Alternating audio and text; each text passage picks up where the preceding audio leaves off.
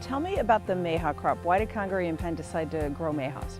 Yeah, well, the decision came after we got into milling rice for the restaurants, and we kind of realized we were going to be going into the food business.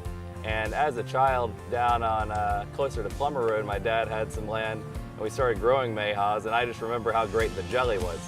And so I went ahead and wrote a grant to the USDA, and they were able to get me a fruit press on a micro loan. And we started planting our first Mayha trees with the goal of making juice and then making jelly and an array of other products. So And it's been a taken lot off. of fun. Yeah, it's taken off, and we've got over 35 acres planted in Mayha now. We graft our own trees for planting in the orchard. Last year we grafted about 5,000 trees. We're trying to get other partners involved growing this indigenous fruit here in Northeast Florida, as well as in Georgia and beyond. So, What makes this fruit unique? and what's special? unique about it to me is that it's kind of seen as undervalued fruit.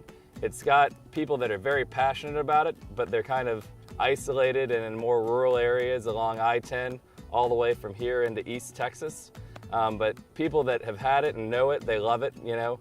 And I think that it's something very cool to do, to be working with indigenous plants and, you know, taking something that didn't really have much value in the eyes of humans here in the Southeast and the long scope, but the people that have kind of come to love it and blend it with some sugar and make jellies, they just are so passionate. I think that kind of carries through to the cultivation of the Mayha.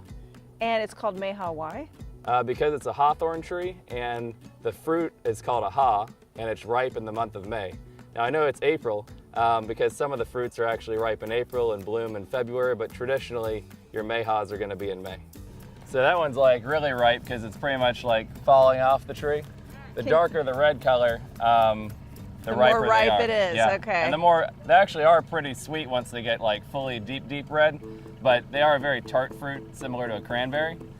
So mainly the only people that really would eat these like fresh would be Native Americans when they're trying to reset their stomach, like say they're having kind of some ailment where they're kind of trying to hit reset. So it's similar to having like vinegar or something. The pH of this juice is actually more acidic than vinegar, if you can believe it. So if I eat this raw, it's going to be more tart than sweet. Exactly. Okay. But then once we make some jelly and you try the jelly, it's actually very delightful. And it's similar to a cranberry in that it's very, very tart raw. But then when cooked down and reduced with some sugar, it's really quite delicious. Okay, here goes. There it goes. It's a Mayha. That's tart, It's tart. but it's good. It's really good. Yeah, so the pH is actually like 2.7, if you can believe that. So it's pretty. That does it's kind pretty of taste tart. like a cranberry Yeah. a little bit. And Yeah. eventually you have like a implement on the front of a tractor that kind of makes a big umbrella around the tree. Have you ever seen anything like that? Kind of like they use it's very similar for like olives and almonds and things like that. In Italy, isn't this how they shake the olives out of the trees? Yeah, exactly. And we actually are shaking our mulberry trees as well. Okay, so we're gonna shake it. Yeah. You want to shake the tree today? Yeah, I'll do it. Yeah. Real violently. There you go.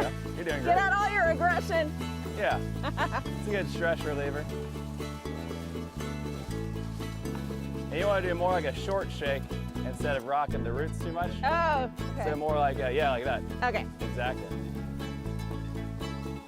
They tend to produce about 15 to 30 gallons of fruit. So you'd be shaking like just one tree and you'd be filling multiple 5-gallon buckets full of the fruit, Wow. which will be incredible. So where are we taking the Mayhas now? We're going to take them into the warehouse and go ahead and put them in the freezer.